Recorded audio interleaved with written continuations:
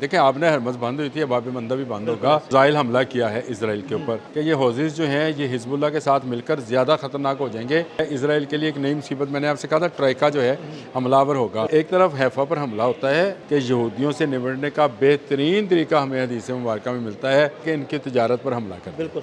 उन्होंने कहा कोई इसराइली जहाज़ नहीं गुजरेगा। अब ये आपको भी पता है कि ये यूरोप तक जाने का एक रास्ता है। मुत्तहिदा अरब अमारात के झंडे लगाकर ये जहाज़ गुजरने महंगाई का एक ऐसा तूफ़ान होगा जिसका शायद इससे पहले दुनिया ने नज़ारा नहीं किया होगा। ईरान इसराइल जंग में यमनी हौसी भी कूद पड़े।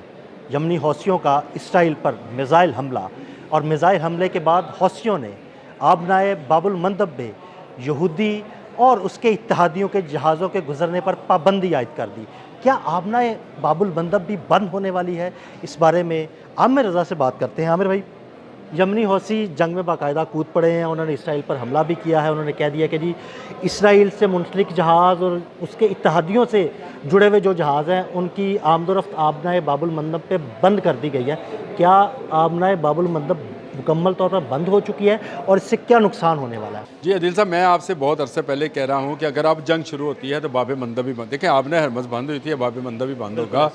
पहले मरहले में बिल्कुल हौसियों ने ठीक किया। एक, उन्होंने मिज़ाइल हमला किया है इसराइल के ऊपर। हमने पिछले व्लॉग में इसका सरसरी जिक्र किया था और उसके बाद हमने ये भी बताया था कि ये हौजीज़ जो हैं ये हिजबुल्लाह के साथ मिलकर ज़्यादा ख़तरनाक हो जाएंगे और ये जो है इसराइल के लिए एक नई मुसीबत, मैंने आपसे कहा था ट्राइका जो है हमलावर होगा। बिल्कुल, ईरान, यमनी हौसी और हिजबुल्लाह। अब देखें, एक तरफ हैफा पर हमला होता है, हमने व्लॉग किया कुछ देर पहले। इस पर मैंने एक बात आपसे कही थी कि यहूदियों से निपटने का बेहतरीन तरीका हमें हदीस मुबारक में मिलता है और वो ये है कि इनकी तजारत पर हमला कर दिया। ये बनिया ज़हन के दुनिया भर की तजारत पर कब्जा उसका, ये बनिया ज़हन के लोग हैं। ये इन पर पैसे का जो है ना दबाव, ये उस तरह खुल के लड़ नहीं सकते हैं। हौसियों ने बिल्कुल ठीक किया, वार्निंग जारी कर दी है बहीरा अहमर में, सिर्फ बाब मंदब में नहीं। उन्होंने कहा कोई इसराइली जहाज़ नहीं गुजरेगा। इसका मतलब ये हुआ कि आपने हरमस पहले बंद है, वहाँ पर इसराइली कंपनीज़ जो हैं वो अपने जहाज़ रानी नहीं कर सकती हैं क्योंकि ईरान उसकी इजाज़त नहीं देता है। और दूसरी तरफ अब ये बाब मंदब वाला जो एरिया था, बहीरा अहमर बाबुल मंदब, अब ये आपको भी पता है कि ये यूरोप तक जाने का एक रास्ता है। देखिए यूरोप की सारी ट्रेड यहाँ से होती है। नहर स्वेज, बहीरा अहमर, आबनाए बाबुल मंदब, यहाँ से होते हुए एशिया और एशिया से सारी तिजारत इसी रास्ते से यूरोप जाती है। इसराइली कंपनीज जो हैं इसमें सिर्फ अब उनके पास एक ऑप्शन बचा है और वो ऑप्शन इंतहाई ख़तरनाक है। वो ये है कि मुत्तहिदा अरब अमारात के झंडे लगाकर ये जहाज़ गुजरने। लेकिन मैं आपको एक बात बताऊं, गुजार लेंगे, ईरान को पता नहीं चलेगा। ईरान को एक एक चीज़ की रैकी करता है ईरान। मैं आपको बताऊं, ये दुनिया में अब कोई भी जहाज़ किसी से छुपा हुआ नहीं है। बहरी जहाज़ एक इतना बड़ा सासा एसेट होता है। हमारे पास सैटेलाइट्स मौजूद है ना? नहीं, वो सब पहले से रजिस्टर्ड हैं सारे। सारे के सारे रजिस्टर्स हैं, मैरी टाइम कंपनीज़ हैं, वो सारा इनका डाटा रखती हैं, कौन सा ख़राब हुआ था, कब हुआ था, क्या हुआ क्या नहीं हुआ।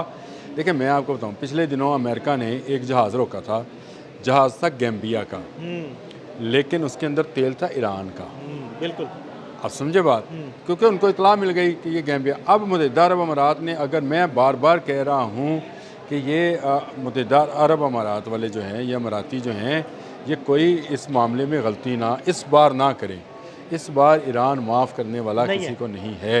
अगर इन्होंने फॉल्स फ्लैग शिपिंग करने की कोशिश की तो कंपनीज रजिस्टर्ड होती हैं, कंपनियों के जहाज़ रजिस्टर्ड होते हैं और उनके बाकायदा रूट डिटरमन होते हैं कि उन्होंने किस रूट से गुजरना है।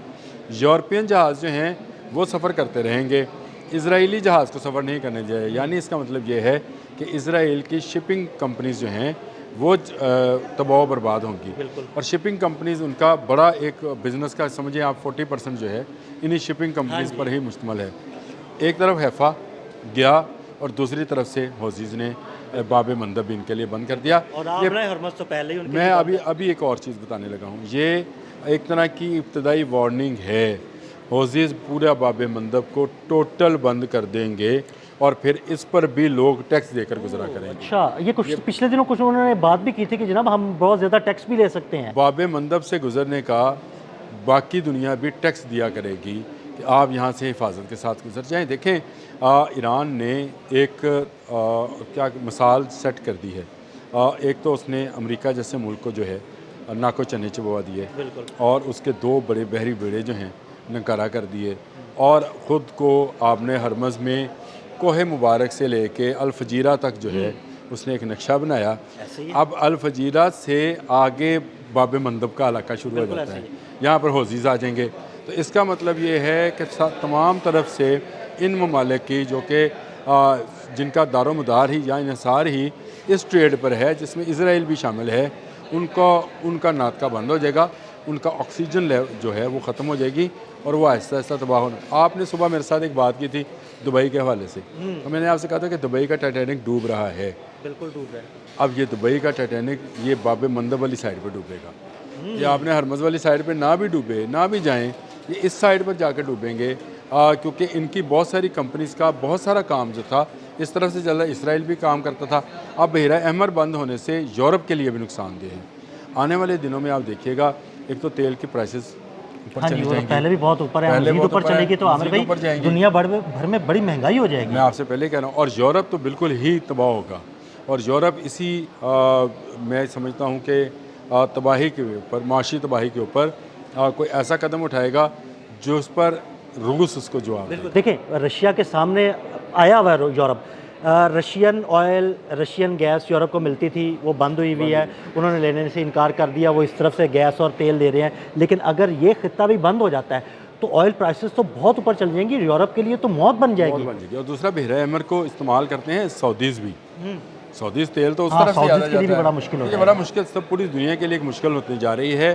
میرا خیال ہے امریکہ کو اس موقع پر سرنڈر تو نہیں میں کہوں گا, چلیں ویسے تو کرنا چاہیے سرنڈر, لیکن اسے لگام ڈالنی چاہیے اسرائیل کو. دیکھیں اسرائیل کو اگر اس نے نہ روکا تو اب ایران پوری طرح پلان کر چکا ہے. ایران کا ٹریکا 3 اطراف سے نہ صرف اسرائیل کو بلکہ اس کے تجارت کو روک چکا ہے. اب یہ تجارت اگر دنیا کی بھی رک گئی تو میں یہ سمجھتا ہوں مہنگائی کا ایک ایسا طوفان ہوگا جس کا شاید اس سے پہلے دنیا نے نظارہ نہیں کیا ہوگا. اور یہ جو ہے میں یہ سمجھتا ہوں حوزیز جو ہیں وہ اس وقت تلے بیٹھے ہیں, اور حوزیز کی تمام قوت آج کے دن تک محفوظ ہے. اور آپ کو یاد ہے میں نے آپ سے کہا تھا کہ حوزیز کو ابھی استعمال نہیں کر رہا ایران. ایران چاہتا ہے کہ اس کو لائف لائن کے طور پہ استعمال کرے. جب بہت زیادہ ضرورت ہوگی تو حوزیز کو سامنے لایا جائے گا, پھر باب مندب بند کیا جائے گا, اور پھر کہا جائے گا کہ نہ آپ نے ہرمز کھلے گی نہ باب مندب کھلے گا. ادھر سے گزرنا ہے تو حوزیز کو دیں ٹیکس, اور ادھر سے گزرنا ہے تو ایران کو ٹیکس دیں. اور یہ موقع مجھے لگ رہا ہے, اسرائیل کی شپنگ کمپنیاں تو بند ہو گئیں, باقی ممالک کی کمپنیز بھی جو ہیں وہ ٹیکس دے کر ہی گزرا کریں. بہت شکریہ عامر بھائی. عامر بھائی نے بڑی تفصیل کے ساتھ اس سارے معاملے پر روشنی ڈالی کہ اگر باب المندب بھی بند ہو گئی تو دنیا بھر میں مہنگائی کا ایک بڑا طوفان آئے گا. عدیل احمد اور عامر رضا کو فالو کرتے رہیں. اب تک کے لیے اجازت دیجیے گا. اللہ حافظ.